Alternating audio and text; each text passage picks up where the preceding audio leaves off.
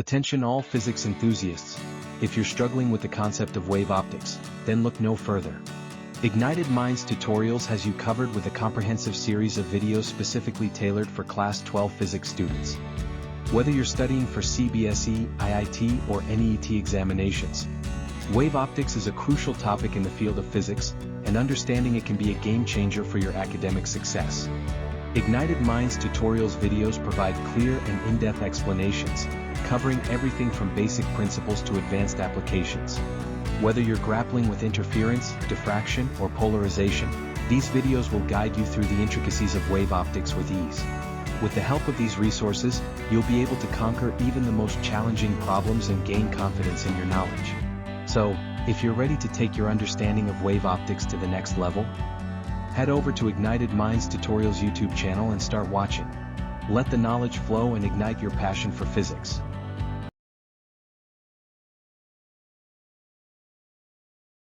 We'll start with wave optics today. आपका एक common chapter है between CBSE and Maharashtra state board और भी दूसरे बोर्ड्स में भी. ओके, तो what is basically wave optics? Wave optics होता क्या है? तो आपका देखो दो चीजें होती हैं आपके लाइट में. ठीक है, लाइट बेसिकली हमारा क्या है? इलेक्ट्रोमैग्नेटिक स्पेक्ट्रम का पार्ट है. ठीक है, लाइट का इलेक्ट्रोमैग्नेटिक स्पेक्ट्रम का पार्ट होना, इसी की वजह से इसके दो कैरेक्टरिस्टिक्स होंगे. ठीक है, क्योंकि इलेक्ट्रोमैग्नेटिक जो है, जो वेव्स हैं आपके, उसके दो पार्ट्स हैं, एक आपका इलेक्ट्रिसिटी और एक आपका मैग्नेटिज्म. तो एक इलेक्ट्रिक फील्ड होता है और एक मैग्नेटिक फील्ड होता है, और आपस में ये दोनों फील्ड क्या होते हैं भाई साहब? परपेंडिकुलर होते हैं. एक रेंगता हुआ जा रहा है, एक भाई साहब ऐसे जा रहा है. ठीक है, तो इलेक्ट्रोमैग्नेटिक वेव का या स्पेक्ट्रम के अलग अलग पार्ट्स होते हैं जो आपने पढ़े होंगे. एक कॉस्मिक रेज होता है, अल्ट्रावायलेट, इंफ्रारेड. एक बहुत स्मॉल बैंडविड्थ का होता है आपका लाइट.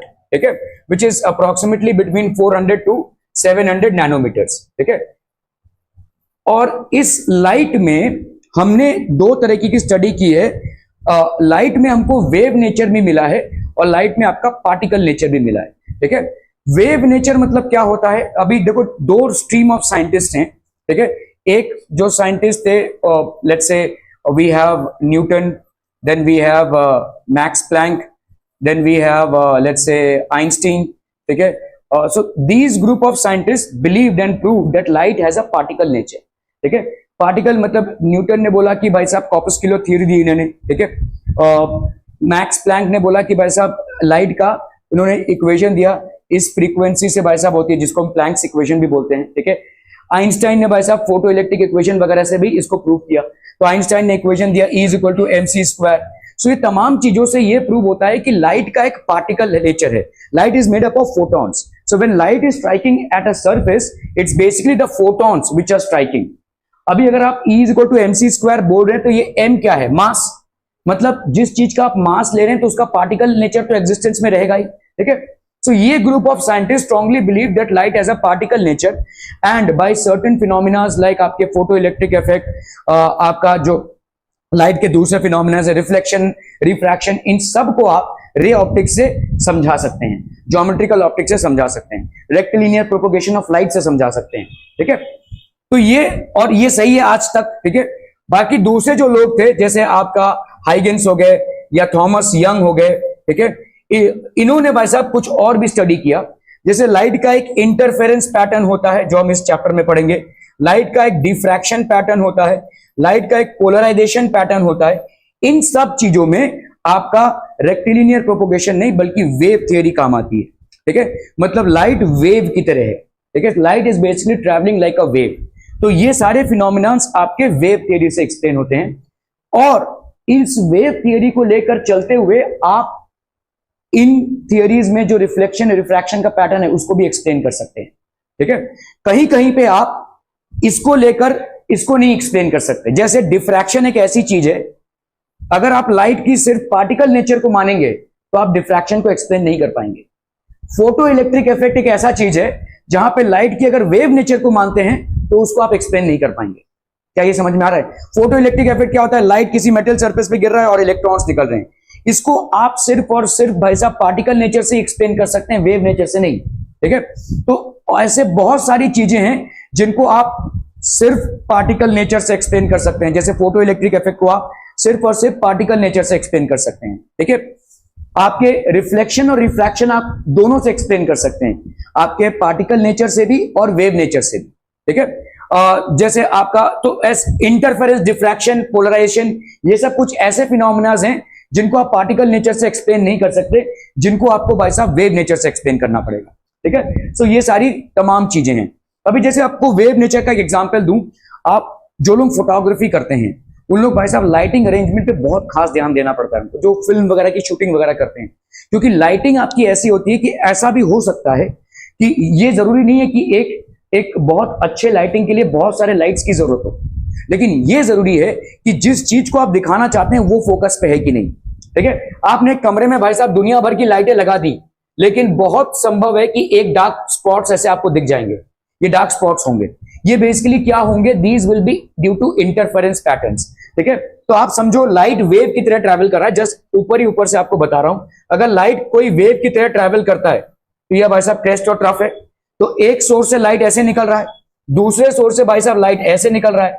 अगर ये दोनों मिल गए तो इस जगह का कोई वाइब्रेशन नहीं होगा, मतलब इस तरफ और इस तरफ, मतलब यहां पे जीरो डिस्प्लेसमेंट हो जाएगी। मतलब in spite of the fact that there are two light sources actually on that point, but since these two light sources have their crest and trough meeting at that point, it will be forming a dark spot, तो वो dark spot हो जाएगा, ठीक है, वहां पे light नहीं आएगी, ठीक है। तो ये जरूरी नहीं है कि भाई साहब आपके एक कमरे में 100 लाइट लगा देंगे तो एकदम जगमग उजियाला हो जाएगा, उस कमरे में ही आपको डार्क स्पॉट्स भी मिल जाएंगे, और ये डार्क स्पॉट्स होंगे आपके इंटरफेरेंस पैटर्न की वजह से, कोई शैडो की वजह से नहीं, ठीक है। Okay, are we clear? So ऐसे बहुत सारे फिनोमिनाज हैं जिनको आप सिर्फ और सिर्फ वेव नेचर से एक्सप्लेन कर सकते हैं, ठीक है। तो आपका भाई साहब व्हाट यू ऑलरेडी नो, थोड़ा बहुत आपने देख लिया ज्योमेट्रिकल ऑप्टिक्स क्या होता है, सिंपल हार्मोनिक मोशन आप लोगों का स्टार्ट हुआ है जस्ट शायद, ठीक है, और आप लोगों का खत्म हो चुका है, ठीक है। Electromagnetic waves is something that you have already studied. Now why wave optics, ठीक है, हाइगन्स प्रिंसिपल अपन देखेंगे, concept of wave front, explanation of reflection and refraction of light. तो ये ऐसे फिनोमिनाज हैं जैसे रिफ्लेक्शन और रिफ्रैक्शन, ये ऐसा फिनोमिना है जिसको आप भाई साहब रे ऑप्टिक्स से भी एक्सप्लेन कर सकते हैं, जो हमने देखा, ठीक है। हमने जो angle of incidence is equal to angle of reflection का प्रूफ दिया, ठीक है, ये आपका ज्योमेट्रिक ऑप्टिक्स से था, ठीक है, ये आपके रे ऑप्टिक्स से था कि light travels in a straight line and we have assumed that light is a particle which is travelling in a straight line, ठीक है, क्लियर है। ओके, तो आपका भाई साहब रिफ्लेक्शन और रिफ्रैक्शन को आप ज्योमेट्रिक ऑप्टिक्स या रे ऑप्टिक्स से भी एक्सप्लेन कर सकते हैं, और रिफ्लेक्शन और रिफ्रैक्शन के पैटर्न को आप वेव ऑप्टिक्स से भी एक्सप्लेन कर सकते हैं। तो अभी हम शुरुआत करेंगे भाई साहब वेव ऑप्टिक्स की, ठीक है। So what is basically wave optics? Okay, so we have understood light as rectilinear propagation of light. बहुत छोटे में हमारा एक एक्सपेरिमेंट था भाई साहब, यहाँ पे कैंडल जल रहा है, ठीक है, इस कैंडल की लॉ को अगर हम देखना चाहते हैं 3 कार्डबोर्ड पीसेस से जिसमें हमने होल्स किए हुए हैं, अगर ये तीनों होल्स एक लाइन पे रहेंगे तो we will be able to see the candle, otherwise we will not be able to see the candle. So this is a simple phenomena of ray optics in which proves that light travels in a straight line. तो ये आपका rectilinear propagation है, ठीक है। Rectilinear propagation means that light travels in a straight line, ठीक है, clear है। तो रेक्टिलिनियर प्रोपोगेशन ऑफ लाइट से आप क्या क्या फिनोमिना को एक्सप्लेन कर सकते हैं? इसको अपन रेक्टिलिनियर प्रोपोगेशन ऑफ लाइट को अपन रे ऑप्टिक्स का फिनोमिना भी बोल सकते हैं, या ज्योमेट्रिकल ऑप्टिक्स का फिनोमिना भी बोल सकते हैं। इससे आप क्या क्या ही एक्सप्लेन कर सकते हैं? रिफ्लेक्शन को एक्सप्लेन कर सकते हैं, रिफ्रैक्शन को, और डिस्पर्जन को। डिस्पर्जन मतलब जो प्रिज्म में होता है, ठीक है, प्रिज्म में जो होता है वो बेसिकली रिफ्रैक्शन का ही एक्सटेंडेड वर्जन है। प्रिज्म में जब आप लाइट डालते हैं तो उस लाइट का ऐसे सातों कलरों में बिखर जाना, ठीक है, that is basically dispersion. It happens because of the fundamental principle that when light travels from one medium to another it undergoes refraction, there is a change in the velocity. अलग अलग वेवलेंथ्स के लिए अलग अलग velocity हो जाएगी, इसी वजह से आपको डिस्पर्जन दिख रहा है। तो इन तमाम फिनोमिनास को आप रेक्टिलिनियर प्रोपोगेशन ऑफ लाइट या सिर्फ रे ऑप्टिक्स या ज्योमेट्रिकल ऑप्टिक्स या पार्टिकल नेचर ऑफ लाइट से भी प्रूव कर सकते हैं। यहां पे आप सिर्फ पार्टिकल नेचर से इन सारी चीजों को प्रूव कर सकते हैं। यू कैन मोर और लेस प्रूव दिस, ठीक है। So these are phenomenas which can easily be proved by particle nature of light, clear है। According to the ray optics, as light travels in a straight line, a person looking through the third hole should not be able to see the light from the source, as the second hole is not in line with the other two holes. तो obviously अगर ये तीनों holes line में नहीं है तो the person will not be able to see. Are we clear? बहुत बढ़िया भाई साहब, बहुत ही बढ़िया। Okay, so ray optics में पढ़ेंगे अपन rectilinear propagation of light is an assumption provided we neglect the phenomena of bending of light, diffraction. अभी जैसे मैंने कल आपको बताया था, कल शायद हम एक सवाल कर रहे थे, डिफ्रैक्शन होता क्या है। जैसे अगर आपने दो ब्लेड्स को रख दिया ऐसे, बहुत ही थिन अपार्चर है, ऐसे दो ब्लेड्स हैं, तो यहां पे जब aperture is basically comparable to the wavelength of light, then this phenomena happens. ठीक है, तो जैसे समझो कि भाई साहब यहां पे एक डोर है और अरमान भाई साहब यहां पे बैठे हुए हैं, ठीक है, और ये दूसरा रूम है जहां पे आदित्य भोसले भाई साहब बैठे हुए हैं, और ये जोर जोर से जयदेव जयदेव चला के रखा है इन्होंने। ठीक है, ओके, म्यूजिक चला के रखा है। ठीक है, so let's say there is a music that is getting played, और यहां पे एक दरवाजा है। ठीक है, will Arman be able to hear the music? Yes, okay, तो मतलब म्यूजिक निकल कर ऐसे भाई साहब इनके कान में आ रहा है, क्लियर है? ठीक है, लेकिन अगर आदित्य ने अपने रूम में ट्यूबलाइट जलाया तो क्या ये लाइट इसके लाइट अंदर तक आएगा? नहीं आएगा। ठीक है, क्यों नहीं आएगा? क्योंकि लाइट भाई साहब ऐसे ट्रैवल नहीं करता है। ठीक है, साउंड ऐसे ट्रैवल करता है बट लाइट ऐसे ट्रैवल नहीं करेगा। लेकिन अगर आप देखोगे कि समझ लो आपका विंडो है, लेट्स से आपका विंडो है ये, इसमें से जब सनलाइट आ रहा है तो आपको पूरा ऐसे रे दिखेगा। ठीक है, लेकिन इसी अपार्चर को अगर आप बहुत छोटा करते हैं, बहुत छोटा, मतलब समझ लो दो ब्लेड लिया है आपने, शेविंग ब्लेड्स, और इतना ऐसे रखा है, एकदम छोटा थिन अपार्चर है, इस थिन अपार्चर में से जब लाइट आएगा तो ये ऐसे नहीं जाएगा, ये थोड़ा सा बेंड हो जाएगा ऐसे, this will show a bending effect, और इस बेंडिंग इफेक्ट को अपन क्या बोलते हैं? डिफ्रैक्शन। ठीक है, this bending effect is known as diffraction. So इसको हम बोलते हैं the flaring away of light across sharp edges when the aperture is very small, so small that it is comparable to the wavelength of light, which of course is small. आपको मालूम है wavelength of light will be anywhere between 400 to 700 meters, nanometers. तो जब उसके comparable का आपका aperture हो जाता है तब आपको इस तरीके का डिफ्रैक्शन पैटर्न दिखेगा, और ये डिफ्रैक्शन पैटर्न आप रेक्टिलिनियर प्रोपोगेशन ऑफ लाइट से एक्सप्लेन नहीं कर सकते, पार्टिकल नेचर ऑफ लाइट से एक्सप्लेन नहीं कर सकते, इसको वेव नेचर से ही एक्सप्लेन करना पड़ेगा। ठीक है, क्लियर है? सो देयर इज एन इसीलिए आज की तारीख में भी आप देखोगे साइंस में जितने भी थियरम्स है या जितनी भी चीजें हैं उसको एक ही माना है हमने, या तो भाई साहब आप डोबेनियर-स्टैट्स मान लो, या तो भाई साहब आप मेंडलीव की पीरियोडिक टेबल मान लो, या मॉडर्न पीरियोडिक टेबल मान लो, सब एक साथ नहीं मान सकते। ठीक है, या तो आप बोर्स पोस्टुलेट मान लो, या तो जो आपका मॉडर्न एटॉमिक थियरी से जो मॉडर्न एटॉमिक मॉडल है उसको मान लो। ठीक है, you have to consider one. लेकिन ये एक ऐसा टॉपिक है जिसमें अभी तक हम दो चीजों को मानकर चल रहे हैं, क्योंकि दोनों भी चीजें साबित हो चुकी हैं कि सही हैं। ठीक है, both the group of scientist have been absolutely intact in proving their various phenomena that they have observe. Interference diffraction एक तरफ और reflection refraction photo electric effect एक तरफ। ठीक है, तो ये अभी भी खारिज नहीं हुआ है, one has not nullified the other. दूसरे चीजों में आपका एक थियरी जैसे ही आता है दूसरा थियरी नलिफाई हो जाता है, लेकिन यहाँ पे एक दूसरे के थियरीज ने नलिफाई नहीं किया। वेव थियरी आज के आज भी वैसा वैसी की वैसी है, और लाइट थियरी, इसीलिए हम इसको डुअल नेचर बोलते हैं। So dual nature of electromagnetic radiation और डुअल नेचर ऑफ लाइट, दोहरा स्वभाव। ठीक है, okay, rectilinear propagation of light is an assumption provided we neglect the phenomena of bending of light. तो रेक्टिलिनियर प्रोपोगेशन में भाई साहब हम डिफ्रैक्शन को इग्नोर कर रहे हैं। एक्चुअली में लाइट जो यहां से जा रही है वो ऐसे नहीं पास होगी, वो ऐसे जाएगी। ठीक है, ये ऐसे जाएगी, that is called diffraction. So according to the rectilinear propagation of light, the bright spot on the screen should be of the same size as the size of the hole, but the bright spot is much larger than the size of the hole in reality. ठीक है, तो आपको जो light आता हुआ दिख रहा है, जो ब्राइट स्पॉट आपको स्क्रीन में दिख रहा है, वो जो ब्राइट स्पॉट जो मोमबत्ती का है या जो भी आपने यहाँ पे सोर्स रखा हुआ है उससे ज्यादा बड़ा दिख रहा है। ठीक है, तो अगर रेक्टिलिनियर प्रोपोगेशन होता तो भाई साहब जो होल का साइज है उतने से ही जितना रे निकल रहा है उसके हिसाब से ही मेरे इस इमेज का साइज होता था। ठीक है, लेकिन यहाँ पे मेरे को इमेज का साइज बड़ा दिख रहा है, which means there is certain amount of diffraction that is happening। तो रेक्टिलिनियर प्रोपोगेशन या रे ऑप्टिक्स के साथ ही चलता है वेव ऑप्टिक्स। ऐसा नहीं है कि कहीं पे आपको रे ऑप्टिक्स ही लगाना है और कहीं पे आपको वेव ऑप्टिक्स ही लगाना है। जहां पे भी लाइट का फिनोमिना रहेगा दोनों भी होंगे। ठीक है, दोनों भी आपके जितने भी थ्योरम्स हैं दोनों भी एप्लीकेबल होंगे। क्या आप कैलकुलेट करना चाहते हैं दैट डिपेंड्स। ठीक है, बट दोनों फिनोमिनाज आपके साथ चलेंगे। यहाँ बत्ती गुल हो रही है भाई साहब बस। नहीं कुछ नहीं हुआ भाई, कुछ नहीं हुआ। लॉरेंस बिश्नोई भाई साहब। Okay, but the bright spot ये बोल रहा है कुछ, तो लॉरेंस बिश्नोई का कुछ बोल रहा है भाई साहब। Okay, but the bright spot is much larger than the size of the hole in reality. Clear है भाई साहब? Okay okay okay okay. Aditya भाई साहब तो फंसेगा बहुत बुरी तरह से। सलमान का क्या होगा मालूम नहीं, तेरा मर्डर कभी भी हो सकता है। Can light really bend? तो लाइट क्या रियली बेंड हो सकता है भाई साहब? Can real? तो ये आपका भाई साहब है पॉइजन स्पॉट। तो आपका when light is incident on a finely polished disc, अगर फाइनली पॉलिश्ड डिस्क पे लाइट का इंसिडेंस होना होता है, it is seen that there is a bright spot at the centre of the circular shadow.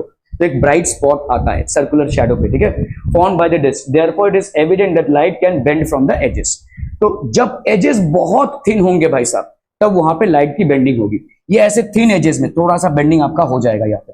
तो आपका क्या हो रहा है, देखो यहाँ पे ये बेंडिंग क्यों हो रही है? क्योंकि लाइट यहाँ पे वेव की तरह ट्रैवल कर रहा है, ठीक है, इसके वजह से एक ब्राइट स्पॉट यहाँ पे दिख रहा है। अभी देखो ये जो डिफ्रैक्शन का पैटर्न है, ये सिर्फ अपार्चर पे ही नहीं होता है।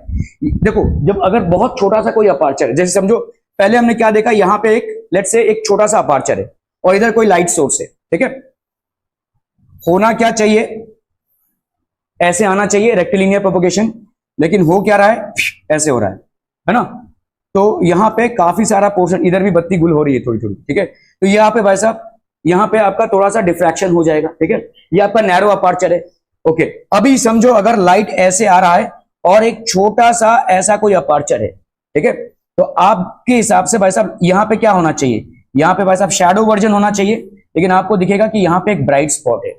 ये ब्राइट स्पॉट क्यों हुआ है? क्योंकि ये जो नैरो अपार्चर आपने लिया हुआ है, यहाँ पे कैसी हुई है, लाइट की बेंडिंग हुई है, ठीक है, लाइट की बेंडिंग हुई, जिसकी वजह से ये आपका एक ब्राइट स्पॉट बन रहा है, ठीक है। इसी को अपन क्या बोलते हैं, एरेगो स्पॉट और Poisson spot. That is not poison as in जहर, but the person who invented it, the name of the scientist.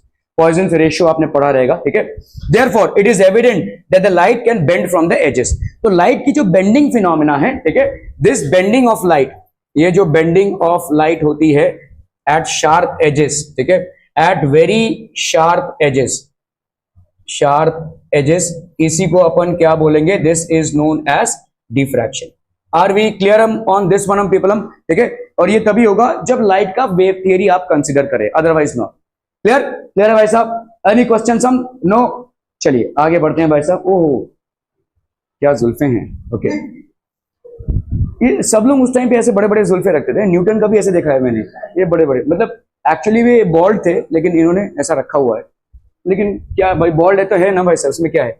Okay, explanation for bending of light. I don't know why boldness is considered to be a shame, ठीक है ना वैसे, लेकिन तू cap पहन के आ रहा था जब मैंने देखा। Okay okay, explanation for bending of light, ठीक है, explanation for bending of light. तो wave theory of light woman में, ये मैं साइंटिफिकली बोल रहा हूं, ठीक है, there are two hormones which are known as progesterone and estrogen, ठीक है।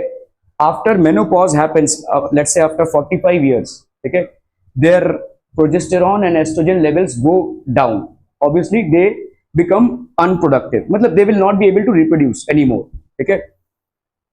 तो वुमेन में भी आपका टेस्टोस्टेरोन होता है, because of which testosterone levels go up, and that is why women tend to lose their hair after 45, most of them, ठीक है, उनका हेयर फॉल बहुत ज्यादा चालू हो जाता है, ठीक है, क्योंकि testosterone levels go up. So baldness pattern is basically connected to testosterone levels. So why should there be a shame? Why should people be doing this? I don't know. पहले के जमाने में करते थे भाई साहब। ओके, हाइगेंस है, तो हाइगेंस ने क्या किया भाई साहब, Huygens assumed that a body emits light in the form of waves. According to him, each point source of light is a center of disturbance from which waves spread in all direction. तो हर एक point source of light है यहाँ पे, और यहां से waves निकल रहे हैं। These are basically waves. These are waves. तो लाइट सोर्स जो होगा, लाइट सोर्स में हर एक पॉइंट भाई साहब वेव सोर्स का एक पॉइंट बन जाएगा, ठीक है, in any light source, weather it is basically a bulb, जैसे आपका देखो ये एक लीनियर लाइट सोर्स है, एक ट्यूबलाइट जो है एक लीनियर लाइट सोर्स है, एक बल्ब को हम पॉइंट सोर्स ऑफ लाइट मान सकते हैं। तो अलग अलग लाइट सोर्सेज होते हैं, और अलग अलग लाइट सोर्सेज में अलग अलग पॉइंट्स होते हैं, और ये सारे पॉइंट्स, मतलब समझो अगर ऐसा एक बल्ब है, let's say this is basically a bulb which is emitting light, ठीक है, इस बल्ब में हर एक पॉइंट जो होगा वो वेव एमिट करेगा, हर एक पॉइंट, और इनमें भी से भी हर एक पॉइंट वेव एमिट करेंगे, इनमें से भी हर एक पॉइंट वेव एमिट करेंगे, ऐसा all the points will be basically emitting waves. समझ में आ रहा है ये? Huygens assume that a body emits lights in the form of wave. तो भाई साहब हाइगेंस ने ये अज्यूम किया और यही सत्य है, ठीक है, क्योंकि बहुत सारी चीजें इसी से प्रूव हो रही हैं। Huygens assume that a body emits light in the form of waves. According to him each point source of light is a centre of disturbance from which waves spread in all directions.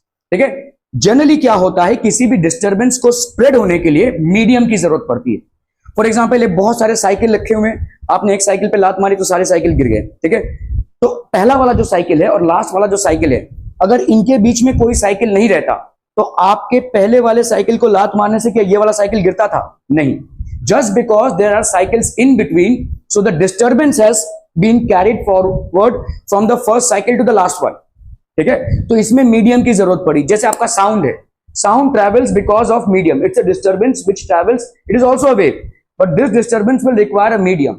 मेरे आप मुझे इसलिए सुन पा रहे हैं क्योंकि मेरे और आपके दरमियान हवा है, एयर। ठीक है, और एयर में डिस्टर्बेंस क्रिएट हो रहा है which is basically in the form of crest of whatever you want to call it. ठीक है, इन द फॉर्म ऑफ जो भी आपके कंप्रेशंस एंड रेडिफ्रैक्शंस बनते हैं उसमें ये ट्रैवल हो रहा है। लेकिन अगर मेरे और दरमियान आपके दरमियान एक वैक्यूम रख दिया जाए, मतलब समझ लीजिए वैक्यूम ग्लास रख दिया जाए, दो ग्लास शीट्स हैं उनके बीच में एयर नहीं है तो वो वैक्यूम हो गया। ठीक है, तब आप मुझे नहीं सुन पाएंगे। ठीक है, सो ऑल दोज जो ग्लास शीट्स होते हैं जहां से आप देख सकते हैं लेकिन सुनाई नहीं देता है, जैसे आप एरोप्लेन में जब चढ़ते हैं तो आपका जो विंडो होता है वो वैक्यूम ग्लास होता है। ठीक है, यू नॉट एबल टू, वरना तो कान के पर्दे फट जाएंगे भाई साहब। आप नीचे हैं तो उतना जोर से आवाज आ रहा है, आप एयरप्लेन में बैठे रहेंगे तो कितनी जोर से आवाज आएगा। ठीक है, सो अंडरस्टैंड दिस, वो आपका वैक्यूम ग्लास होता है। ठीक है, तो जैसे ही वैक्यूम का एनवायरमेंट हो गया, sound is not able to propagate itself. But will light face the same issue? The answer is no, क्योंकि ऑब्वियसली आप अर्थ में हैं, अर्थ के ऊपर थोड़ा सा लेवल में एटमॉस्फेयर है और बहुत थाउजेंड्स ऑफ किलोमीटर्स उधर आपका सन है, फिर भी sun's rays are able to reach the earth. ठीक है, ये सारा वैक्यूम का ट्रैवलिंग हो रहा है। ठीक है, so it means that these wavelets will not depend upon the medium through which they are travelling. ठीक है, the locus of all the particles of the medium vibrating in the same phase at a given instant is called a wave front.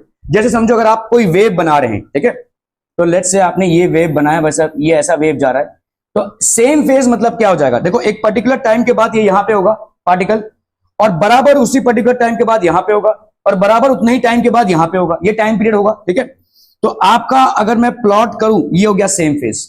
इसी तरह से समझो जब ऊपर जा रहा है ये पार्टिकल, तो बराबर कुछ टाइम के बाद अगेन वही सेम फिनोमेना, ये बराबर, तो ये हो गया आपका भाई साहब सेम फेज। इस तरह से सेम फेज की प्लॉटिंग होती है, और ऐसे अगर सेम फेजेस की प्लॉटिंग आप करेंगे तो आपको क्या मिल जाएगा? Wave front. ठीक है, आपको वेव फ्रंट मिल जाएगा। सो ये आपका एक वेव आया ऐसे, अभी इस वेव को टेंजेंट ड्रॉ करो तो आगे एक वेव फ्रंट मिल गया। अभी यहां से नया वेव फ्रंट चालू हुआ, अभी ये टेंजेंट ड्रॉ किया आपने, ठीक है, अभी नया वेव फ्रंट चालू हुआ, फिर से आपने टेंजेंट ड्रॉ किया। तो अलग अलग depending whether the source of light is a point source और whether it is a linear source और whether it is basically a rectangular source, ये वेव फ्रंट का शेप डिपेंड करता है। ठीक है, are we getting some idea about what is a wave front? Wave front मतलब जो सेम फेजेस में हैं वाइब्रेशन के, उन पॉइंट्स को अगर आप कनेक्ट करें तो आपको वेव फ्रंट मिल जाएगा। क्लियर है? ओके, सो जैसे देखो यहां पे व्हेन अ स्टोन, अगर आपने किसी स्टोन को किसी पॉन्ड में, बहते हुए पानी में नहीं, स्टैग्नेंट वाटर में, अगर आपने किसी स्टोन को ड्रॉप किया, when a stone is drop in still water, ripples are form, तो ऐसे रिपल्स ऊपर नीचे होंगे भाई साहब। ठीक है, okay, all the particles on the crest, तो आपका देखो जब रिपल्स हुए तो ऐसे भाई साहब आपके रिपल्स हुए ना। ठीक है, क्या ये तो डाई आउट वेव होगा, लेकिन अगर समझ लो हमने ऐसा मान लिया कि ये आपका वेव जा रहा है, तो अगर सारे जितने भी क्रेस्ट वाले हैं और सारे जितने भी ट्रफ वाले हैं, अगर हमने इनको ज्वाइन कर लिया, so what we will get is a wave front. ठीक है, so when a stone is dropped in, अभी ये एक डाई आउट फेज है। ठीक है, अभी होता क्या है कि आपने जैसे स्टोन को ड्रॉप किया तो ये रिपल्स तो फॉर्म होंगे, लेकिन जैसे जैसे डिस्टेंस बढ़ता जाएगा they will die out. Why will they die out? Because there is resistance. Liquid में भाई साहब विस्कोसिटी होती है, तो लिक्विड की विस्कोसिटी की वजह से ये आगे नहीं जाएगा। ठीक है, but ripples will be created. Had there been no viscosity then you would have seen an uniform wave, ऐसे जाता हुआ वेव आपको दिखता था। When a stone is dropped in still water, ripples are formed on the surface of the water. All the particles on the crest or on the trough of these ripples are in the same phase. तो जितने भी आपके same phase वाले होंगे, ये same phase है। Same phase मतलब क्या होता है? वाइब्रेशन का सेम फेज। ठीक है, तो यहां पे जो मीडियम है या जो भी पार्टिकल है, वेव का जो पार्टिकल है, वो सेम फेज में, या तो वो ऊपर जा रहा होगा या तो वो नीचे आ रहा होगा या तो बीच में कहीं पे होगा, ठीक है, ये सेम फेज में है, ठीक है। सो आपका इससे बनता है भाई साहब, जहां पे पार्टिकल्स सेम फेज में होते हैं उन पार्टिकल्स को अगर हम कनेक्ट करें तो हमको नया वेव फ्रंट मिल जाएगा, ठीक है, फॉर ड्राइंग पर्पसेस, ठीक है। So same phase and the locus of all such particles is called the wave front. Locus मतलब ये जो आपका लोकस है, लोकस मतलब आप लाइन को ज्वाइन कर रहे हैं, ठीक है। सो सेम फेज के पार्टिकल्स के लोकस, लोकस मतलब लोकेशन, ठीक है, इनको अगर आप ज्वाइन करेंगे तो आपको क्या मिलेगा, वेव फ्रंट। क्या ये बातें समझ में आ रही है भाई साहब? तो जैसे आपने सारे क्रेस्ट को चुन लिया, ये आपने स्टोन फेंका, ट्रूम ट्रूम सब भाई साहब वेव जा रहे हैं, सारे क्रेस्ट को अगर आपने ज्वाइन किया तो you will get a new wave front. हालांकि यहाँ पे आपका जो वेव्स है वो डाई आउट होते हैं, they are not in the same motion, लेकिन अगर आपने माना कि भाई साहब सब सेम वेवलेंथ से आगे जा रहे हैं तो they will get a crest, hence the wave front is circular. तो आपका वेव फ्रंट क्या मिल जाएगा, आपको सर्कुलर वेव फ्रंट मिल जाएगा, ठीक है।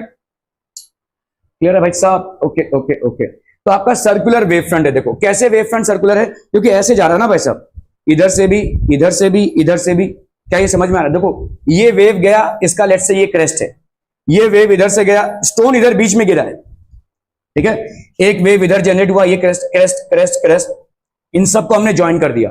तो सारे क्रेस्टों को हम ज्वाइन कर रहे हैं अगर, या सारे ट्रफ्स को अगर हम ज्वाइन कर रहे हैं, so what do we get, एक वेव फ्रंट मिल गया। तो आपको किस तरीके का वेव फ्रंट मिल रहा है, सर्कुलर। बीच में डिस्टर्बेंस प्रोड्यूस हुआ है और ये वेव जा रहे हैं ऐसे, ठीक है। तो बीच में डिस्टर्बेंस प्रोड्यूस है, ये वेव जा रहे हैं, इन वेव्स के क्रेस्ट को अगर हमने ज्वाइन कर दिया तो हमको एक नया वेव फ्रंट मिल गया।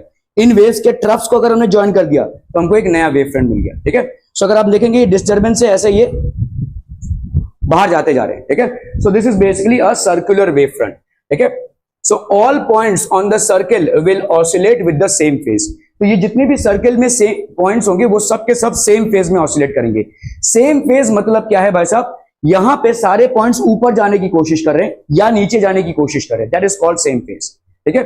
तो ये सारे जितने भी होंगे ऐसे, आगे वाले वेव में भी ये वाला समझ लो क्रेस्ट है, ये वाला क्रेस्ट क्रेस्ट क्रेस्ट, ये सब क्रेस्ट मोड में है, तो सबका पोजीशन एक हो जाएगा, सबको जोड़ लेंगे तो हमको एक सर्कुलर वेव फ्रंट मिल जाएगा। तो जब भी हम points of vibration which are in same phase उनको ज्वाइन करते हैं तो हमको मिलता क्या है, नया wave front, we will get a new wave front. So in this case since we dropped a stone on stagnant water, what we are achieving is basically a circular wave front. Are we clear to this one people? ठीक है। So wave front, पहले हम यहाँ पे light की बात नहीं कर रहे हैं, पहले आप बोलेंगे भाई साहब अभी लाइट पर आ रहे हैं तो ये वाटर में स्टोन फेंकने का क्या तरीका है, ठीक है। सो यहाँ पे first we need to understand कि वेव फ्रंट क्या होता है, ठीक है, then we will apply to the knowledge of light. क्योंकि लाइट में आप कोई भी फिनोमिना एज अ वेव देख पा रहे हैं क्या, कोई भी फिनोमिना एज अ वेव, यहां तक कि आप रेव फिनोमिना भी देख पा रहे हैं ना। लाइट में तो वैसे लाइट दिख रही है, क्या एक्चुअली में जो आप लाइट रेज ड्रॉ कर रहे हैं वैसा दिखता है आपको? लाइट नहीं दिखता है, ठीक है। वैसे ही वेव वाला फिनोमिना भी आपको नहीं दिखेगा, ठीक है।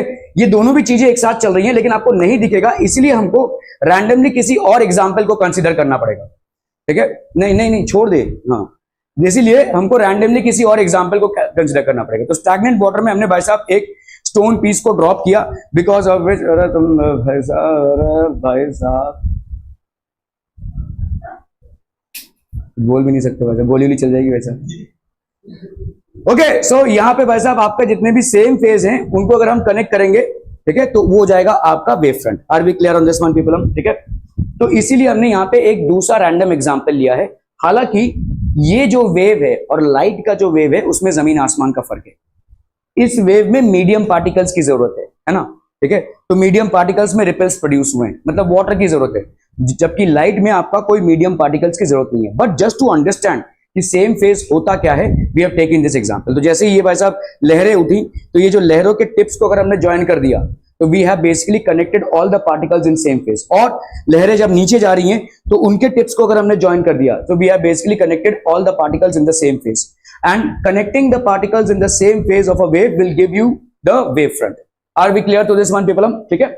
Okay, so what is wave front? Is the locus, locus मतलब होता है location of all points of a medium which are vibrating in the same phase at a given instant, एक पर्टिकुलर इंस्टेंट में। मतलब अगर मैं बोलूं कि भाई साहब अभी टाइम हुआ है 1 सेकेंड, तो 1 सेकेंड में अगर ये ऊपर आया है तो बराबर 1 सेकेंड में ये वाला पार्टिकल भी ऊपर आया रहेगा, ये वाला पार्टिकल भी, ये वाला पार्टिकल भी, ये वाला पार्टिकल भी, ठीक है।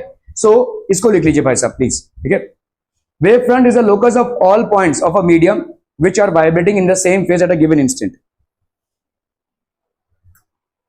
Yes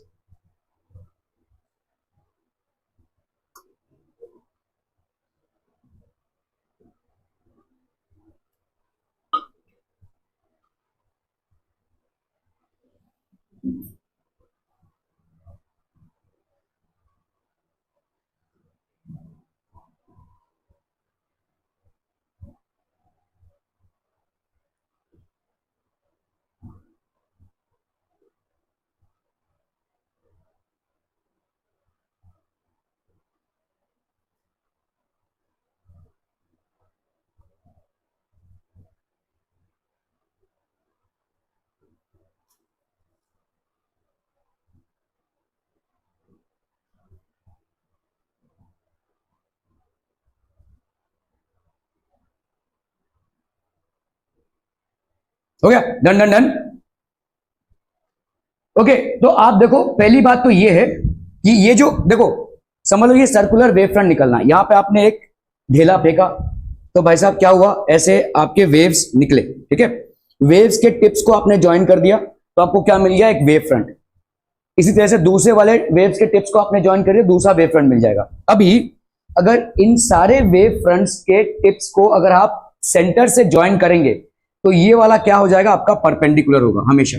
this will always be perpendicular, ठीक है। तो जो भी रेडियस आप ड्रॉ करेंगे सारे वेव फ्रंट्स के साथ ये परपेंडिकुलर, ये आपका एक नया वेव फ्रंट हो गया।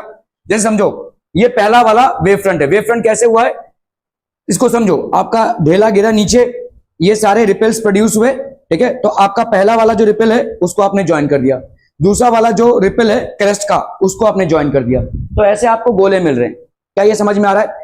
अभी अगर आपने यहां से रेडियस कोई भी ड्रॉ कर दिया, किसी भी डायरेक्शन में रेडियस को ड्रॉ किया, तो तमाम जितने भी रिपल्स प्रोड्यूस हुए हैं इनमें सब में भाई साहब परपेंडिकुलर होगा, दिस विल बी परपेंडिकुलर। क्या ये समझ में आ रहा है? ठीक है, ये जो डिस्टर्बेंस है this will be perpendicular to the radius draw, ठीक है। यहां पे भी अगर आप करोगे तो ऐसा होगा भाई साहब परपेंडिकुलर, और यहां पे भी करोगे तो परपेंडिकुलर इस पर्टिकुलर पॉइंट पे। जैसे आप बोलते हैं ना कि अगर आपने सेंटर ऑफ कर्वेचर से कोई लाइन ड्रॉ किया तो स्पेरिकल मिरर पे वो उस पॉइंट पे परपेंडिकुलर ही होगा, उस पर्टिकुलर पॉइंट पे, ठीक है। So rays are perpendicular to wave fronts, तो ये आपके वेव फ्रंट्स हो गए। How have you gotten the wave fronts? By connecting all the particles which are in vibration in the same phase, ठीक है। तो इससे आपको वेव फ्रंट मिला। सेंटर से आप rays are always perpendicular to the wave front, तो ये आपके रेज हैं जो आगे जा रहे हैं, ठीक है, they are always perpendicular to the wave front, चाहे शेप कोई भी रहने दो। अभी देखो जैसे ये आपका प्लेन वेव फ्रंट है, ये आपको कैसे मिला रहेगा, कोई लीनियर सोर्स ऑफ लाइट से मिला रहेगा। तो समझ लो लाइट ऐसे जा रही है, ठीक है, एक कोई लीनियर सोर्स है, जैसे ट्यूब लाइट हो गई भाई साहब, लेट्स से ट्यूब लाइट है, ये लीनियर सोर्स है, ठीक है। हम मान रहे हैं कि ये ऐसे जा रहा है, तो आपके जो वेव फ्रंट्स होंगे ये ऐसे होंगे, ऐसे रेक्टेंगुलर शेप वेव फ्रंट्स हो जाएंगे आपके।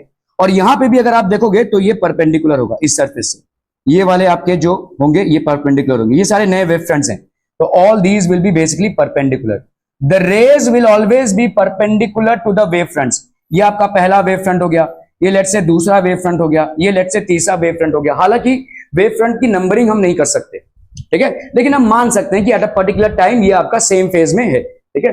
तो आपके इस वेव फ्रंट के साथ रेज परपेंडिकुलर, इस वेव फ्रंट के साथ rays perpendicular, so the rays will always be perpendicular to the wave fronts, हमेशा वेव फ्रंट्स के साथ परपेंडिकुलर होंगे, ठीक है।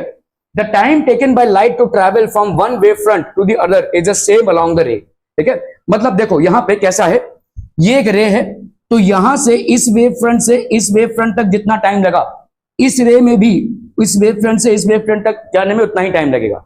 यहां पे भी वैसा ही है, देखो इस रे को इस वेव फ्रंट से इस वेव फ्रंट पे जितना टाइम लगा, इस रे को इस वेव फ्रंट से इस वेव फ्रंट में जाने में उतना ही टाइम लगा, ठीक है। So the time taken by the light to travel from one wave front to another is the same along the ray, ठीक है। So wave fronts of the corresponding rays in two cases, एक है भाई साहब आपका diverging spherical wave है, ये spherical wave है और डाइवर्जिंग मतलब इसमें से रेज ऑफ लाइट निकल रही है, कोई बल्ब है बेसिकली, ठीक है। So this is what diverging spherical wave and plane wave, ये आपका प्लेन वेव है। The figure on the left shows wave that is light in 3 dimension, the figure on the right shows wave in 2 dimension. कोई water surface पे भाई साहब आपका, ठीक है, इन दोनों को लिख लीजिए भाई साहब फटाफट फटाफट, क्विक क्विक जल्दी।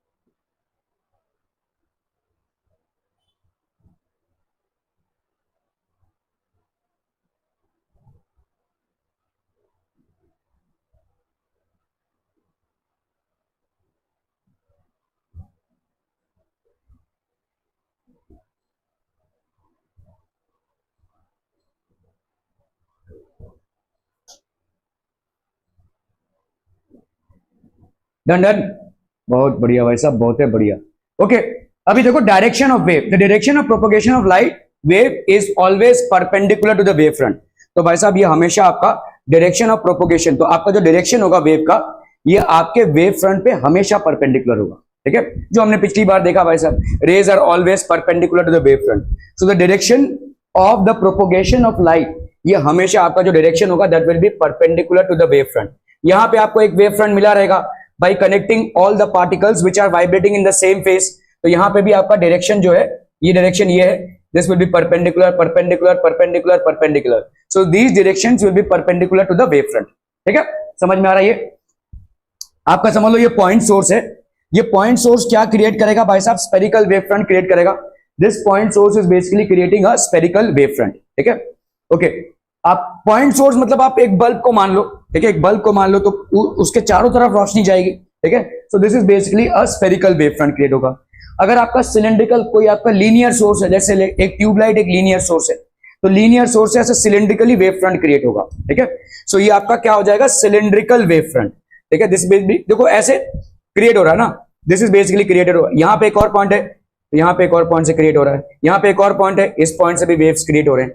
ठीक है, तो इस तरह से आप अगर सारे particles which are in the same phase को कनेक्ट करेंगे, so you will get a cylindrical wave front. तो लीनियर सोर्स से आपको क्या मिल रहा है? लीनियर सोर्स से आपको मिल रहा है spherical wave front. Point source से आपको मिल रहा है भाई साहब spherical wave front. Point source से spherical wave front, linear source से सिलेंड्रिकल वेव फ्रंट, ये दोनों लिख लीजिए। पॉइंट सोर्स से आपको मिलेगा क्या? स्पेरिकल वेव फ्रंट, और लीनियर सोर्स से आपको मिलेगा भाई साहब सिलेंड्रिकल वेव फ्रंट।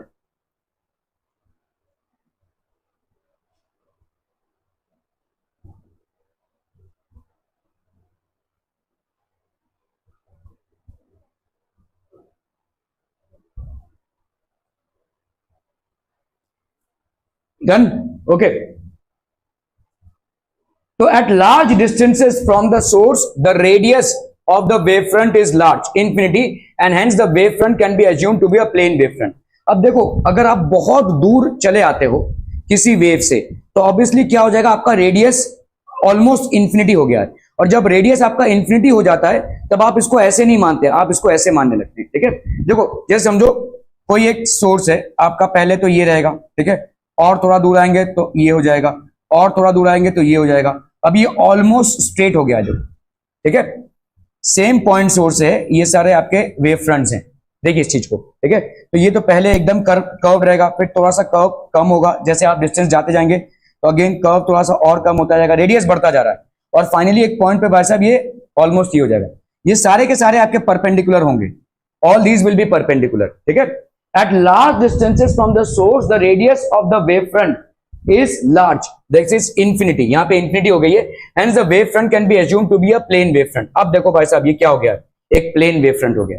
ठीक है, दिस हैज बिकम अ मोर और लेस प्लेन वेव फ्रंट। तो जैसे जैसे आप दूर जाते जाओगे, तो आप देखो यहां से कोई पॉइंट सोर्स ऑफ लाइट था, पहले तो आपको स्फेरिकल वेव फ्रंट्स दिख रहे थे, लेकिन आप इतना दूर निकल आए हैं कि आप you are almost getting a plane wave front. ठीक है, first you were able to notice spherical wave fronts, but now since you have come to far it has now become a plane wave front. क्या ये spherical से आपके plane wave front का transition समझ में आ रहा है? ठीक है, is it understood people? At large when the radius is large, तो देखो जैसे रेडियस आपका लार्ज होता जाएगा तो एक टाइम ऐसा आएगा कि रेडियस ऑलमोस्ट, मतलब आपका जो ये सरफेस है वो स्फेरिकल नहीं रहेगा, ये स्ट्रेट हो जाएगा, और जैसे ये स्ट्रेट हो जाएगा इट विल बी मोर और less a plane wave front. तो ये वाला ट्रांजिशन यहां पे हो जाएगा जब लार्ज डिस्टेंसेस हो जाएंगे। ठीक है, so at large distances from the source, अगर सोर्स से आपके डिस्टेंसेस बहुत ज्यादा बढ़ गए हैं, the radius of the wave front is large, obviously radius large हो गया है, that is infinity, and hence the wave front can be assumed to be a plane wave front. तो ये आपका सोर्स एट इंफिनिटी है, और ये क्या हो जाएगा आपका? This will be a plane wave front. Are we getting this people? Okay okay okay, important points. Every point on a wave front is an independent source to produce secondary wave fronts. अब देखो यहां पे ये आपका एक wave front है, ये सब आपके भाई साहब इंडिपेंडेंट सोर्सेज होंगे to produce their own wave fronts, to produce their own wave fronts. ये भी भाई साहब अपने वेव फ्रंट्स प्रोड्यूस करेंगे। ठीक है, सो ये वाला पॉइंट नोट कर लीजिए। Every point on a wave front, कोई भी पॉइंट होगा जो वेव फ्रंट में होगा, any point on the wave front is an independent source to produce secondary wave fronts. तो सेकेंडरी वेवलेट्स वहां से चालू हो जाएंगे। अगर ये कोई पॉइंट है तो इसमें से भाई साहब सेकेंडरी वेवलेट्स, ये कोई पॉइंट है इसमें से सेकेंडरी वेवलेट्स, ये कोई पॉइंट है इसमें से secondary wavelet. So all these points in a particular wave front. क्या कर रहे हो तुम, मोबाइल से खेल रहे हो? सो एवरी पॉइंट लिखना है. नहीं, आपके स्कूल में जो लिखा होगा होगा, आई डोंट केयर. लिखिए. Every point on a wave front, हर एक point in a wave front is an independent source to produce secondary wave front. ठीक है. All points in a wave front vibrate in the same phase with same frequency. तो जितने भी आपके wave fronts के, समझ लो ये एक वेव फ्रंट है. ठीक है. आपने सारे क्रेस्ट के पॉइंट्स को जोड़ दिया है, तो ये आपका एक वेव फ्रंट बन गया. इस वेव फ्रंट पे जितने भी पॉइंट्स होंगे उनका सेम फेज में डिस्टर्बेंस होगा. ठीक है. दे will be all vibrating in the same phase. For example, जैसे समझो अगर हमने ये वेव है और बराबर इन पॉइंट्स को जोड़ा है, तो देखो यहां पे फेज क्या है, इधर जाता हुआ.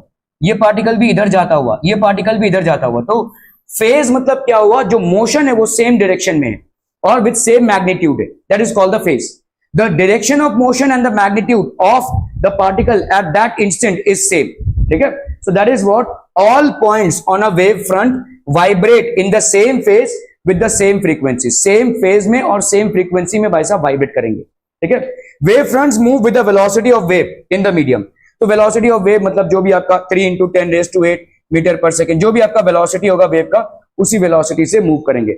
अगर भाई साहब एयर और वैक्यूम है तो ये हो जाएगा, और अगर कोई डिफरेंट मीडियम है तो उस पर डिपेंड करेगा. ठीक है. चलिए वैसा भी 3 लिख दीजिए फटाफट, क्विक क्विक क्विक.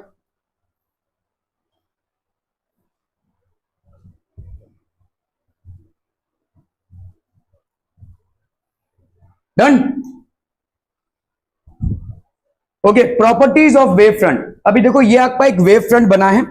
आप सारे देखो यहां पे अगर मैं सारे क्रेस्ट को जोड़ रहा हूं, ये वाला सारे क्रेस्ट को जोड़ दिया, अगेन सारे क्रेस्ट को मैंने जोड़ दिया यहां पे. ठीक है. अगेन सारे क्रेस्ट को मैंने जोड़ दिया, तो ये वेव जा रहा है भाई साहब. ये लाइट सोर्स है और इसमें से वेव्स एमिट हो रही हैं. At a particular instant of time crest form हो रहे हैं, और उन सारे क्रेस्ट के टिप्स को अगर हम ज्वाइन करें तो what I get is a wave front. ठीक है. Okay. So properties of wave front, ये हो गया भाई साहब आपका सिलिंड्रिकल वेव फ्रंट, सॉरी आपका स्पेरिकल वेव फ्रंट. ये हो गया आपका सिलिंड्रिकल वेव फ्रंट, और ये हो गया आपका plane wave front. So this is basically what spherical wave front. Spherical wave front. ये हो गया आपका भाई साहब सिलिंड्रिकल वेव फ्रंट. ठीक है. और ये हो गया आपका प्लेन वेव फ्रंट. ठीक है. So these are different types of wave fronts. ठीक है. प्रॉपर्टी सेम ही रहेगी भाई साहब. यहां पे इसके साथ ये परपेंडिकुलर ही रहेगा. देखो रे ऑफ लाइट को हमेशा हम वेव फ्रंट के साथ ये परपेंडिकुलर ही रहेगा. यहां पे भी भाई साहब रे ऑफ लाइट जो होगा वो परपेंडिकुलर ही रहेगा. यहां पे भी आपका ray of light will be perpendicular to the surface. ठीक है. The direction of propagation of light wave is perpendicular to the wave front. तो ये आपका हमेशा परपेंडिकुलर होगा. Direction of propagation of light, तो प्रोपोगेशन ऑफ लाइट का जो डायरेक्शन होगा वो हमेशा परपेंडिकुलर टू वेव फ्रंट होगा. Time taken by each ray from one wave front to another wave front remains same even if the wave front is travelling from one medium to another. अगर medium change हो रहा है तो भी, ठीक है, remains the same. The time taken by each ray from one wave front to another wave front. एक wave front से दूसरे वेव फ्रंट में जो टाइम लग रहा है वो सेम रहेगा, remain same even if the wave is travelling from one medium to another. ये क्यों हो रहा है? क्योंकि भाई साहब आपकी फ्रीक्वेंसी नहीं चेंज होती है. इसको लिख लीजिए भाई साहब. Time taken by each ray from one wave front to another wave front. Time taken by each ray from one wave front to another wave front remains same even if the wave is traveling from one medium to the other.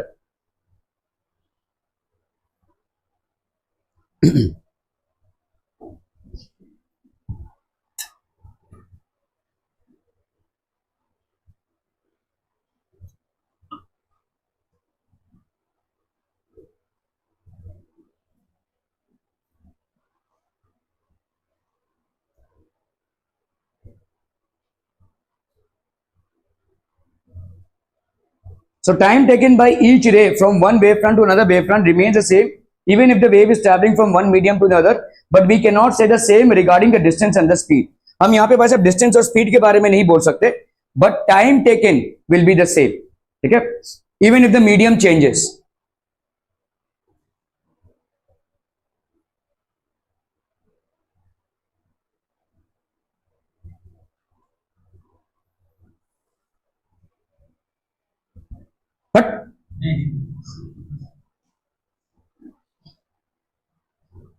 Okay, let's understand the Huygens principle using an example.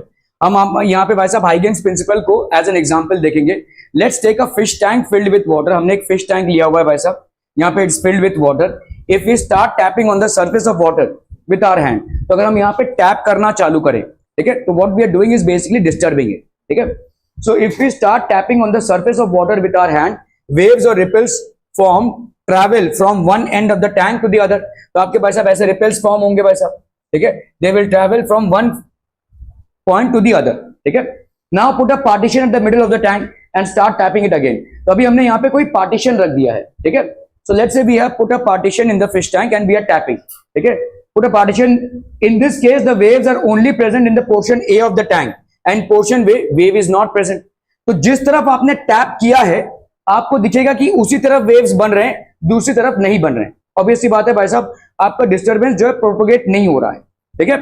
So now put a partition at the middle of the tank and start tapping it again. In this case the waves are only present in the portion A of the tank and portion B waves are not present, ठीक है। Now make a hole in the partition. अभी आपने भाई साहब कोई whole कर दिया इस पार्टीशन में, लेट्स से, ठीक है। If you put a hole in the partition, in this case waves are present in both the portions. तो आपका वेव्स आपको दोनों भी पोर्शन में दिखेगा, ठीक है। But if we look from the left side of the tank, it seems as if the hole itself acts as a source of waves in the portion B. तो ऐसा दिखेगा कि भाई साहब एक्चुअली आपने टैप किया है, ये वेव्स आगे जा रहे हैं और होल से क्रॉस होते हुए भाई साहब आगे जा रहे हैं। लेकिन ऐसा लगेगा अगर सिर्फ आप इधर से देखेंगे कि as if the hole is the source of disturbance, but in reality it is not, ठीक है। Hole is not the source of disturbance, ठीक है। It seems that the hole itself acts as a source for the waves in the portion B. Thus, we can say that each point on a wave front acts as a source for the new wave front. तो हर एक point आपका जो wave front का है, this will act as a source of the new wave front. Each wave point in a wave front will act as a source for the new wave front. Clear है भाई साहब, ठीक है। तो यहाँ पे अभी तक पहुंच नहीं रहा था, जैसे ही आपने पार्टीशन रखा तो पहुंच नहीं रहा था, पार्टीशन में होल किया तो आगे पहुंचने लगा। तो इसका मतलब ये पार्टीशन का होल क्या हो गया, it became a source for a new wave front and the wave is actually reaching, ठीक है। every point on wave front acts as a point source called secondary wave source, ठीक है। तो इसको अपन क्या बोलेंगे, secondary wave source। every point, हर एक point जो है आपके वेव फ्रंट में, यहां से सेकेंडरी वेव फ्रंट्स निकलेंगे। every point on the wave front, every point on wave front acts as a point source। ये भी आपका पॉइंट सोर्स, ये भी आपका पॉइंट सोर्स। इनमें से सब में से क्या निकलेगा भाई साहब, secondary wave fronts and generates secondary wavelets. इसको लिख लीजिए भाई साहब, ठीक है। Every point on a wave front, every point on a wave front acts as a point source called secondary wave source. ये आपके secondary wave source होंगे and generates secondary wavelets। और ये क्या generate करेंगे भाई साहब, secondary wavelets। The common tangent, अभी आप देखो जो secondary wavelets हुए हैं, तो common tangent, अभी आपने देखो यहाँ पे एक tangent डाला हुआ है, ये tangent इस wave front पे भी, इस वेव फ्रंट पे भी और इस वेव फ्रंट पे भी भाई साहब छूता हुआ निकल रहा है। So it becomes a common tangent. The common tangent to the secondary wavelets in the forward direction gives the secondary wave front. तो आपका सेकेंडरी वेवलेट्स पे जो कॉमन टेंजेंट है वो सेकेंडरी वेव फ्रंट दे देगा, ठीक है। अगर समझ लो मैंने यहां पे एक बनाया, लेट्स से ये आपका कॉमन टेंजेंट बन जाता था, ये भी भाई साहब एक वेव फ्रंट हो जाएगा, ठीक है। अगर हमने भाई साहब यहां पे बनाया, ठीक है, this also would have been a wave front. इस तरह से ये वेव फ्रंट बन जाएगा, ठीक है। So common tangent to the secondary wavelet, जितने भी आपके सेकेंडरी वेवलेट्स निकल रहे हैं उस पे जो कॉमन टेंजेंट आप ड्रॉ करते हैं इन the forward direction gives the secondary wave front. तो ये आपका सेकेंडरी वेव फ्रंट बन जाएगा, ठीक है। Primary wave front, secondary wave front, तो ये आपके सेकेंडरी वेवलेट्स हैं। These are basically what, secondary wavelets. अब अगर देखोगे एक पॉइंट से जो वेवलेट्स निकल रहे हैं, दीज आर सेकेंडरी वेवलेट्स, और फाइनली आपका ये सेकेंडरी वेव फ्रंट बनाएगा। तो प्राइमरी वेव फ्रंट से आपके सेकेंडरी वेव फ्रंट्स का इजाद हो रहा है, ठीक है। Each point on a wave front is a source of a new disturbance called the secondary wavelets. तो एक पॉइंट जो वेव फ्रंट में होता है, it's a source of new disturbance called secondary wavelets. These wavelets are spherical and travel with speed of light in that medium. तो ये सब आपके भाई साहब स्फेरिकल वेवलेट्स हैं and they travel with the speed of light. The forward envelope of the secondary wavelets at any instant gives the new wave front. तो आपका ये वाला जो है, देखो एनवेलप मतलब क्या होता है, यहाँ पे टेंजेंट आप ड्रॉ करो, ये आपका नया वेव फ्रंट हो गया, ठीक है।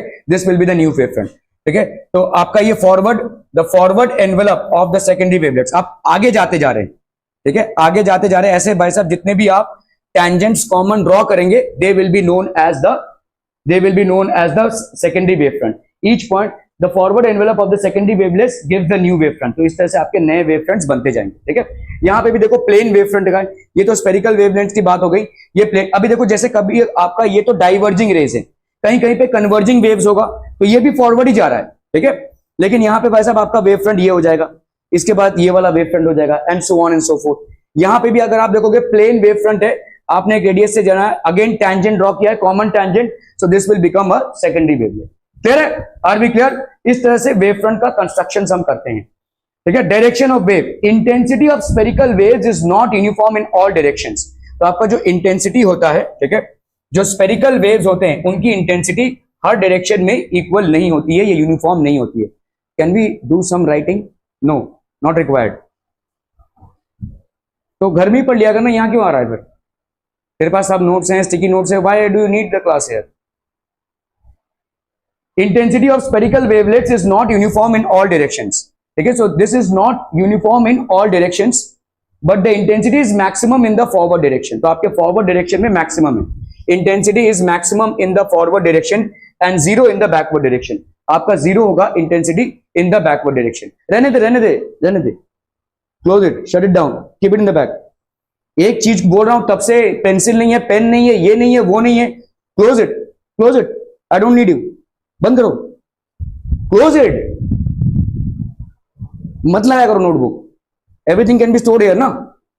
आई don't want to see you using your notebook any time from now on. It's the third time I have been requesting you. Too much of a task for you, let it B.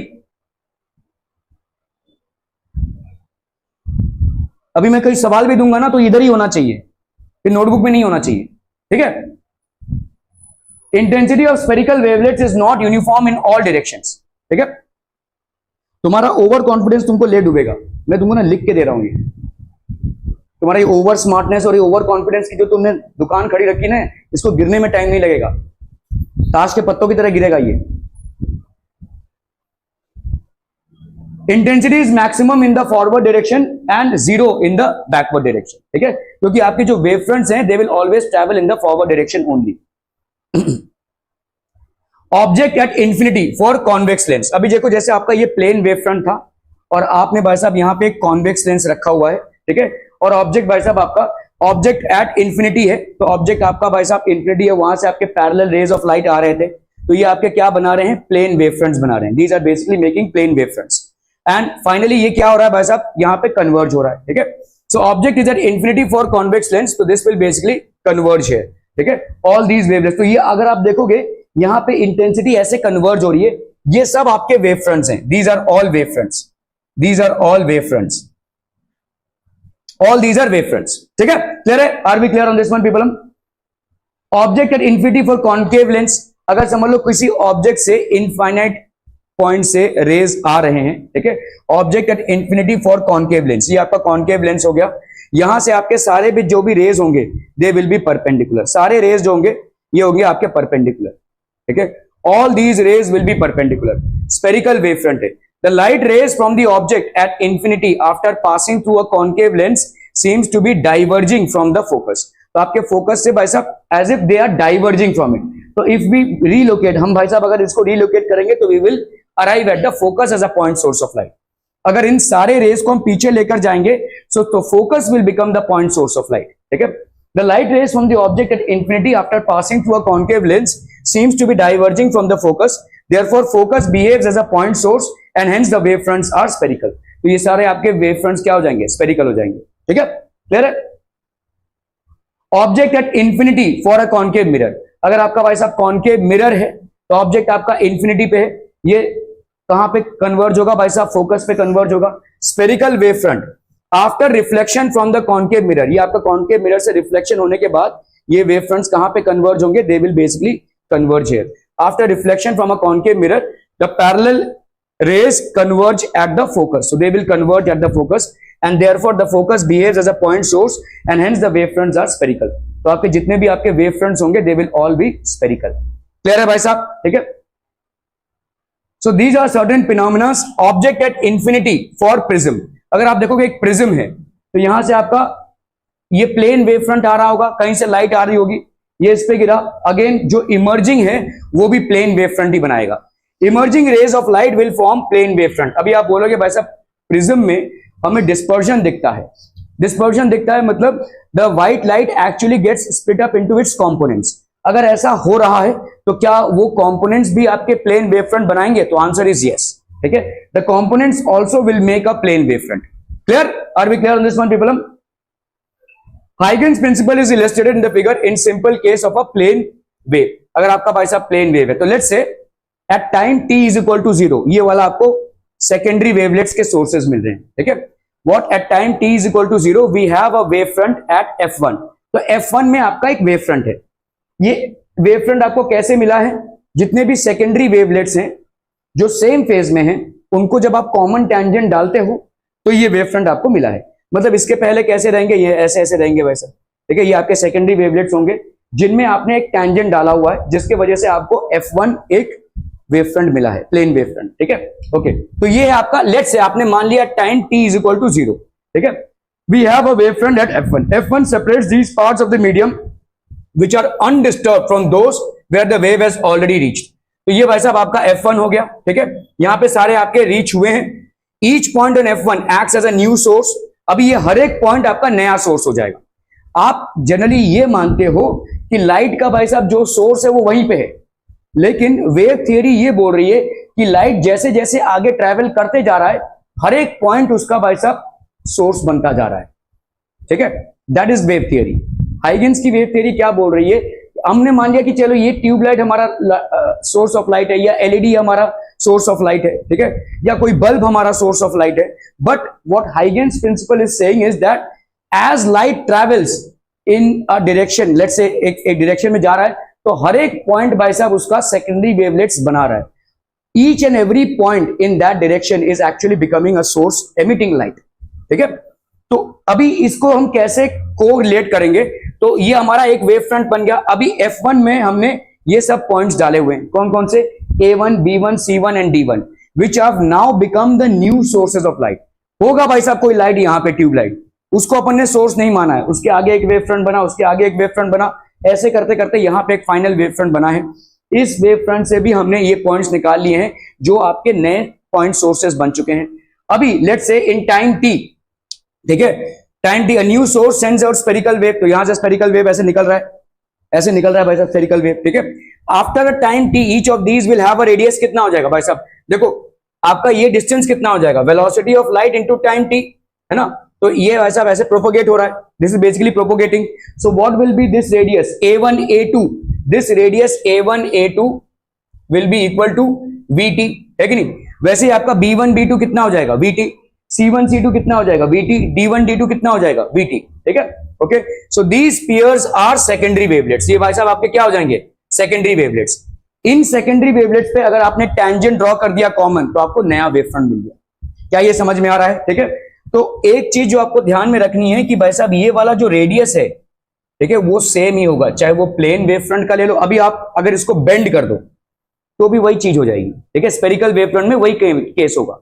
यहां पे तो आपने plane wave front लिया हुआ है, अगर आप इसको बेंड कर देते हो तो वो स्फेरिकल वेव फ्रंट का केस हो जाएगा। ठीक है, तो मतलब आप कैसे बोल रहे हो कि ये डिस्टेंसेस सेम है? डिस्टेंसेस सेम इसलिए है क्योंकि आपका जो डिस्टेंस ट्रैवर्स्ड है that will be equal to v into T. That secondary wavelet जो है, जो सोर्स है, इसने भाई साहब इतना डिस्टेंस ट्रैवल किया। कितना डिस्टेंस ट्रैवल किया? v into T, which is the velocity of light in that medium into the time taken. ठीक है, so each point on F1 acts as a new source and sends out a spherical wave. After time t, each of these will have radius vt. These pairs are called secondary wavelets. इनको अपन बोलेंगे secondary wavelets. After a time t, the disturbance would now have reached all points within the region covered by all these secondary waves. The boundary of this region of the new wave front F2. तो आपको भाई साहब ये वाला boundary मतलब यहाँ पे आपने एक टेंजेंट डाल दिया, तो ये जो टेंजेंट डाल दिया आपने, ये आपको नया वेव फ्रंट F2 मिल गया। So previously it was wavefront F1, now you have got wavefront F2. Are we getting this people? तो यही चीज आपका प्लेन वेवफ्रंट में, स्फेरिकल वेवफ्रंट में भाई साहब ऐसे कर लो, सेम होगा। ठीक है, note that F2 is a surface tangent to all the spheres. It is called the forward envelope of these secondary wavelets. या अपन इसको भाई साहब नया वेवफ्रंट भी बोल सकते हैं, new wavefront. Are we getting this people? हम समझ में आता हम? Okay okay okay. The secondary wavelet from point A1 on F1 touches F2 on A2. अब भाई साहब देखो पॉइंट A1 से A2 में, point A1 is on F1, point A2 is on F2. ठीक है, touches F2 corresponding according to Huygens A1 A2 is a ray. ठीक है, it is perpendicular to the wave fronts F1 and F2. तो ये जो A1 A2 होगा ये F1 पे भी परपेंडिकुलर होगा और भाई साहब F2 पे भी परपेंडिकुलर होगा. ठीक है, according to Huygens ray will be always be perpendicular to the wave front. ठीक है, and has length vt. vt भाई साहब क्या हो जाएगा आपका distance into time. This implies the rays are perpendicular to wave fronts. तो rays आपके क्या होंगे भाई साहब? परपेंडिकुलर होंगे wave front. This implies further the time taken for light to travel between two wave fronts is the same along any ray. In our example, the speed v of the wave has been taken to be the same at all points in the medium. In this case, we can say that the distance between two wave fronts is the same measured along any ray. तो जो भी distance होगा between two wave fronts, ये भी भाई साहब आपका क्या हो जाएगा? vt, ये भी vt, ये भी vt और ये भी vt. तो दो wave fronts के बीच में distance आपका same ही होगा. ठीक है, the time taken by wave front secondary wavelets emerging from A1 to reach to A2 is Vt. In the same way, the time taken from secondary wavelets emerging from B1 to reach B2 will be Vt as well, and so on and so forth. तो ये वाला distance जो है वो same होना रहेगा. ठीक है,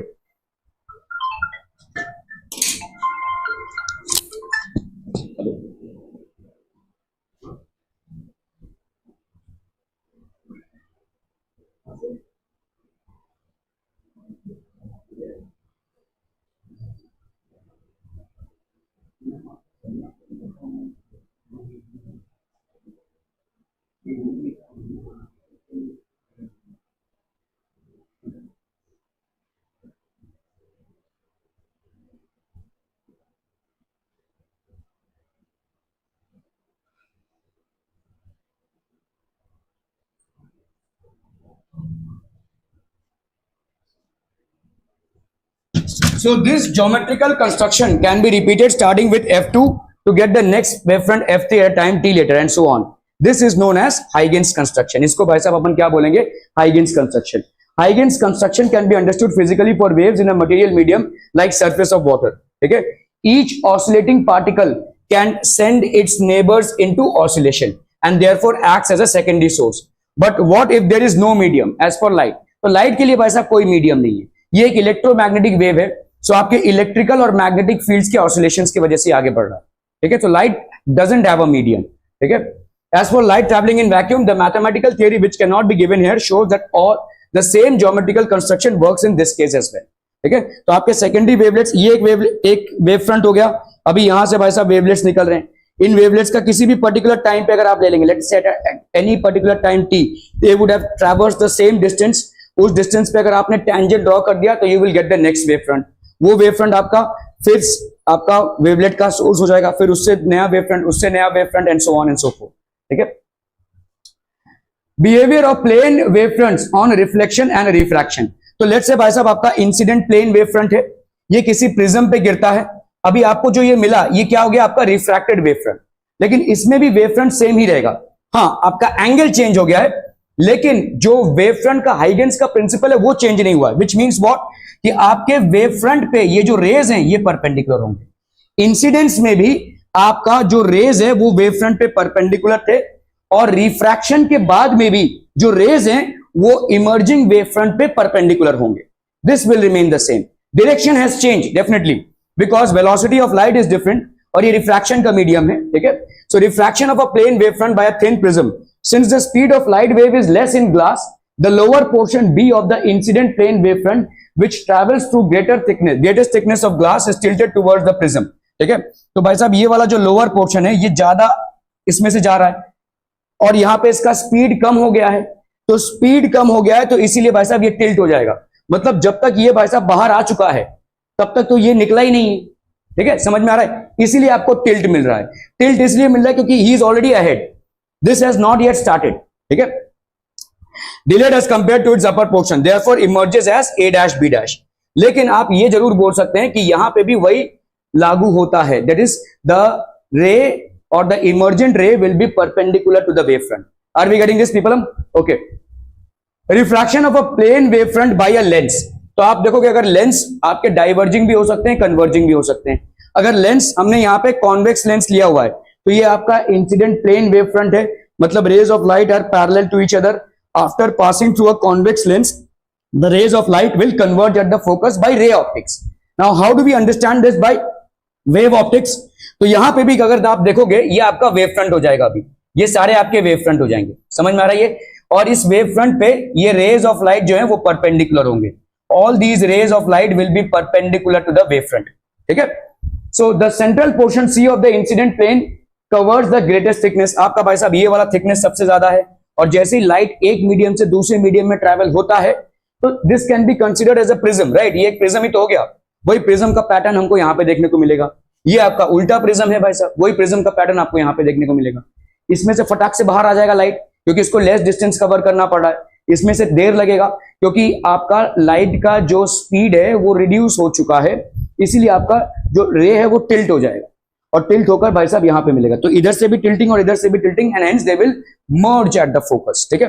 but the bottom line remains the same कि भाई साहब हाइगेंस जो बोल रहे हैं कि आपका रे ऑफ लाइट और वेव फ्रंट पे हमेशा परपेंडिकुलरिटी मेंटेन रहेगी, ठीक है। So the central portion C of the incident plane wave front covers the greatest thickness through the glass and is delayed the most while reaching C dash. Other portions are delayed depending on the thickness of the glass that is traversed. The refracted wave front, आपका ये होगा refracted wave front, A dash, B dash, C dash, ठीक है, is spherical and the corresponding refracted rays converge to a point F, which is called the focus of the lens. इसको अपन बोलेंगे भाई साहब focus of the lens, ठीक है। Okay. Reflection of a plane wave front by a concave mirror. तो concave mirror में भाई साहब क्या हो रहा है, आपका ये प्लेन वेव फ्रंट है, तो obviously rays are perpendicular to this.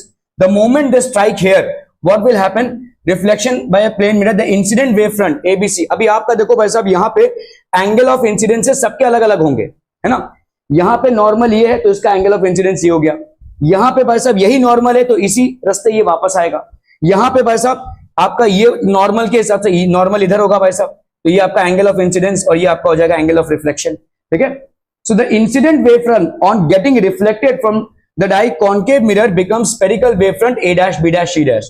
The corresponding reflected rays converge to the focus of the concave mirror. तो ये आपका भाई साहब ऐसे वेव फ्रंट्स हो जाएंगे which will actually converge at the focus, ठीक है, क्लियर है। यहां पे आपके लाइट की वेलोसिटी नहीं चेंज हो रही है, but the reason why the direction of the wave fronts is changing is because it is not a plane reflecting surface, it is a converging reflecting surface, जिसके वजह से आपके हर पॉइंट पे एंगल ऑफ इंसिडेंस अलग अलग हो जाएगा। Angle of incidence कैसे ही निकालेंगे हम भाई साहब, ये वाला आपका एंगल ऑफ इंसिडेंस होगा इधर का, ठीक है, ये कोई रे होगा यहाँ पे angle of incidence, centre of curvature से उस पॉइंट को ज्वाइन कर दो वो नॉर्मल हो जाएगा, और उस पॉइंट से जो भी एंगल बनाता रहेगा हमको सब में एंगल ऑफ इंसिडेंस अलग अलग दिखेगा, तो इससे आपका एंगल ऑफ रिफ्लेक्शन भी अलग अलग होगा, ठीक है। This is not due to change of velocity here, the thing that was happening in lenses was due to change of velocity in the medium, ठीक है, and how much time light is traveling through the medium. तो prism जैसे आपको दिखा कि यहाँ पे lower part में लाइट इज ट्रैवलिंग मोर, ठीक है, जैसे आपका भाई साहब जो लेंस दिखा उसमें आपके थिकनेस जो थी उसमें लाइट ट्रैवल मोर कर रहा है, इसकी वजह से टिल्ट प्रोड्यूस हो रहा है। यहाँ पे जो टिल्टिंग प्रोड्यूस हो रही है ये प्योरली रिफ्लेक्शन की वजह से प्रोड्यूस हो रही है, not because change in the medium, ठीक है। तो देखो अगर आपका प्लेन मिरर है, अगर प्लेन मिरर है तो ये लाइट आई और ये लाइट चली गई, एकदम सेम आपका वेव फ्रंट आया और सेम वेव फ्रंट चला गया, नो चेंज, ठीक है। आपका ये आपका प्लेन वेव फ्रंट था, देखो ये perpendicular, ray of light is basically perpendicular to the wave front, ठीक है, ये आपके वेव फ्रंट्स हैं। ये आपका रिफ्लेक्टेड वेव फ्रंट है, again ray of light is perpendicular to the wave front, ray of light is perpendicular to the wave front. So this is basically representing a plane wave front by reflection through a plane mirror, ठीक है। अगर आपका भाई साहब convex mirror है तो convex mirror में भाई साहब ऐसे लाइट स्ट्राइक कर रहा है और we know that they appear to be coming from the focus, so they are getting reflected here. तो जैसे ही रिफ्लेक्शन हो रहा है इन सबको ज्वाइन कर दो भाई साहब, आपको मिल जाएगा यहाँ पे ये सारे आपके क्या हो जाएंगे, these will be basically the emerging reflected wave front. ये वेव फ्रंट जो होंगे आपको मिलेंगे दे will B emerging reflected wave front, ठीक है। ओके, आपका जैसे आपका कॉनकेव लेंस है, देखो कॉनकेव लेंस में क्या होगा, the light rays after basically striking the lens appear to be coming from the focus, ठीक है। तो यहां पे आपका देखो ऐसे हो रहा है तो ये आपका this will be the emerging wave front, ये आपका वेव फ्रंट हो जाएगा, इमर्जिंग वेव फ्रंट, ठीक है। ओके अगर आपका प्लेन ग्लास स्लैब है तो यहाँ पे रिफ्रैक्शन हो रहा है, रिफ्रैक्शन की वजह से, लेकिन आपका ये जो वेव फ्रंट है और ये जो वेव फ्रंट है दोनों भी पैरेलल होंगे, ठीक है, मेकिंग द सेम एंगल्स। आपको मालूम है angle of emergence is equal to the angle of incidence, उसके हिसाब से आपका ये वाला और ये वाला दोनों भी सेम होंगे वेव फ्रंट्स, ठीक है। What is the shape of wave front on earth for sunlight? तो सनलाइट क्या है भाई साहब, आपका दूर से आ रहा है और दूर से आते आते आपका रेडियस क्या हो जाता है भाई साहब, प्लेन हो जाएगा। जैसे मैंने आपको दिखाया कि ऐसे ऐसे ऐसे ऐसे ऐसे होते होते होते भाई साहब इतनी दूर से आ रहा है कि ऑलमोस्ट प्लेन। सो अगर आपका लाइट रेज हम सनलाइट से कंसीडर कर रहे हैं तो we can almost consider them to be perpendicular, the rays can be considered to be perpendicular to the wave front, ठीक है। So the sun is at a very large distance from the earth, assuming sun as a spherical, it can be considered as a point source situated at infinity. We can treat it like a point object as seen from the surface on the earth. Because of large distance, the radius of the wavefront can be considered at large, that is infinity, and hence wavefront is almost plane. ये आपका almost plane हो जाएगा। Although the rays are spherical in nature, but they are coming from so far off that the radius is almost now becoming a plane wavefront. ये आपका plane wavefront emerge हो रहा है, ठीक है।